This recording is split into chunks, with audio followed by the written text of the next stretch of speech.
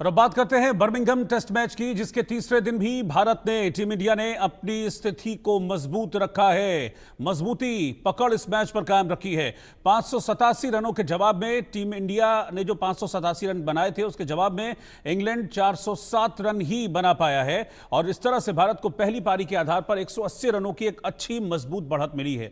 यहां से टीम ने पहली पारी में एक विकेट खोकर 64 रन बना लिए हैं। इस तरीके से कुल मिलाकर जो भारत के पास अभी बढ़त है वो 244 रन की है। और अभी 3 ही दिन हुए हैं, याद रखना होगा, 2 दिन बचे हैं, यानी कि भरपूर क्रिकेट बची है। और यह भी आप साफ मानकर चलिए कि इस मैच का नतीजा आएगा ही आएगा, क्योंकि अभी 2 दिन बचे हैं। अच्छी खासी लीड भारत के पास है 244 रन की।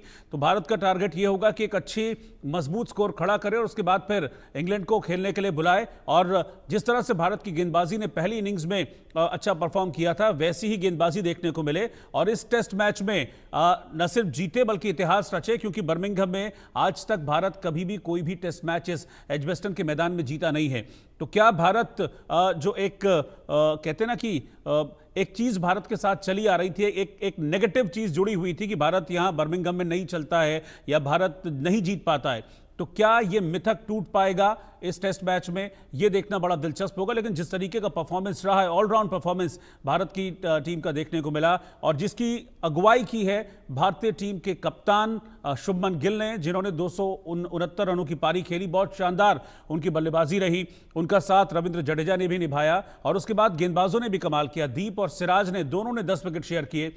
6 विकेट सिराज ने लिए, 4 विकेट दीप को मिले। और उसके बाद अब सेकेंड इनिंग्स में भारत ने 1 विकेट खोकर 64 रन बना लिए। तो कुल मिलाकर एक अच्छी खासी लीड है इस वक्त भारत के पास। और यहां से मुझे लगता है कि भारत अभी इंग्लैंड से बहुत बेहतर पोजीशन में है इस टेस्ट मैच में। मेरे साथ हमारे खास मेहमान हैं, इस वक्त जुड़ रहे हैं साथ में, हमारे इंडिया न्यूज़ के स्पोर्ट्स एडिटर मनोज जोशी जी इस वक्त साथ में हैं। उनसे मैं चर्चा करूंगा। मनोज जी, यहां से जैसा मैं कह रहा हूं कि ये कम से कम अपर हैंड जो है इस टेस्ट मैच में अभी इंडिया का है, एक बहुत कंफर्टेबल सिचुएशन में है, और यहां से हम सोच सकते हैं कि भारत इस टेस्ट मैच को जीत जाएगा। जी हाँ, बिल्कुल सही कहा आपने कि कंफर्टेबल स्थिति में है, लेकिन ये कहें कि मैच मुट्ठी में है, ऐसा अभी नहीं है, क्योंकि अभी 10 ही विकेट उनके गिरे हैं। 244 रन की बढ़त है। बेहतर होगा कि हम चौथे दिन जो है कम से कम चाय के 1 घंटे तक और खेलें और आज उनको आमंत्रित करें। और उसके लिए ज़रूरी होगा कि भारत 250 से 260 रन ज़रूर बनाए। 260 रन बनाने का मतलब होगा, अगर आप इसमें लीड जोड़ देंगे तो ये 500 के आसपास पहुंच जाएगी, 500, 510। और मैं इसलिए कह रहा हूं क्योंकि चौथी पारी में ठीक है, बेशक भारतीय उपमहाद्वीप में 250 रन बनाना भी बहुत मुश्किल होता है, लेकिन इंग्लैंड की कंडीशन पांचों दिन लगभग एक जैसी रहती है। लीड्स में हमने देखा जिस तरह से आखिरी दिन 350 रन चेज हुए, हमारी जो लिमिटेशन सामने आई, बेशक मोहम्मद सिराज ने अद्भुत गेंदबाजी की है, जो उनके 20 रन में 5 विकेट जो गिरे हैं आखिरी, और भारत मैच में वापस आ गया। लेकिन एक सच ये भी है कि आकाशदीप और सिराज के बिना भारतीय अटैक जो है एकदम पंगु दिखाई दिया है। अगर आप देखें तो थोड़ी बहुत हवा में ड्रिफ्ट मिली है हमारे वाशिंगटन सुंदर को। जडेजा बिल्कुल ऑफ कलर रहे और वाशिंगटन सुंदर ने भी बाद में बहुत निराश किया लेग स्टंप के बाहर गेंदबाजी करते हुए। प्रसिद्ध कृष्णा ने तो एक तरह से उनके लिए चढ़कर बल्लेबाजी करने का मौका दे दिया। 587 रन, जैसा कि आपने बताया, 587 रन बनाने वाली टीम जो है एकदम डिफेंसिव मोड में आ गई थी उनकी वजह से। तो ये सब कोई लिमिटेशंस हैं। और रही सही कसर, देखिए शुभमन गिल को हम अभी उतनी आलोचना या उनको कटघरे में खड़ा बिल्कुल नहीं करेंगे, लेकिन फिर भी मैं कहूँगा कि आप एक प्रोफेशनल खिलाड़ी हैं। और आप जिस तरह से आपने कल फील्ड लगा रखी थी, 7 खिलाड़ी ऑफ साइड पर, 2 खिलाड़ी ऑन साइड पर, बिना स्लिप के गेंदबाजी हो रही थी, रनों का अंबार लग रहा था।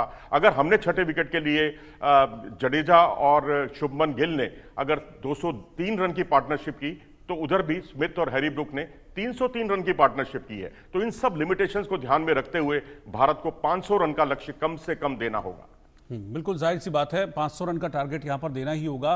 क्योंकि देखिए कंडीशंस अगर दोनों की देखूं मैं बल्लेबाजी की, तो बहुत अंतर हमको दिखता नहीं है। जैसे भारत में भी शुभमन गिल ने पूरी तरह से लीड किया, उसके बाद उनको एक आध साथ मिला।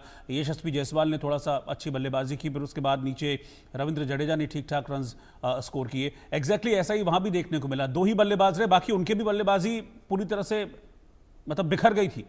मैं तो ये कहूंगा कि आज तक के इतिहास में, मैं आपसे पूछता हूं कि आपने जब से क्रिकेट देखना शुरू किया क्या आपको कभी ऐसा देखने को मिला कि 6 खिलाड़ी 0 पर आउट हो गए हों और उसके बाद आप 400 रन का आंकड़ा पार कर लें? ये इंग्लैंड ही कर सकता है। 172 रन एक सत्र में बनना बहुत बड़ी बात है। इसीलिए हम 500, आपको लग रहा होगा कि मैं बहुत रक्षात्मक तरीके से इस मैच का आकलन कर रहा हूं, बिल्कुल जरूरी है ऐसा, क्योंकि हमारे पास तीसरा बॉलर नहीं है, दो ही बॉलर हैं हमारे पास, आकाशदीप और सिराज भी जो आउट ऑफ फॉर्म चल रहे थे, लेकिन आज इतनी अच्छी रिदम में आए हैं, क्योंकि जब जब बुमराह का साथ उन्हें नहीं मिला है, जब बुमराह नहीं खेल रहे होते तो उनका औसत भी अच्छा होता है, स्ट्राइक रेट भी अच्छा होता है। ऐसा हमने गाबा ब्रिस्बेन में देखा, ऐसा हमने इस मैच में देखा, क्योंकि उनकी मौजूदगी में वो 34 के औसत से गेंदबाजी करते हैं और उनके बिना ये 26 की औसत से गेंदबाजी करते हैं। तो इतना बड़ा फर्क मोहम्मद सिराज के प्रदर्शन में आ जाता है। इससे यह जाहिर होता है कि भारतीय खिलाड़ियों को जब जब कभी कोई जिम्मेदारी दी जाती है उसका वो बहुत अच्छे तरीके से निर्वाह करते हैं। दूसरा उदाहरण शुभमन गिल का है।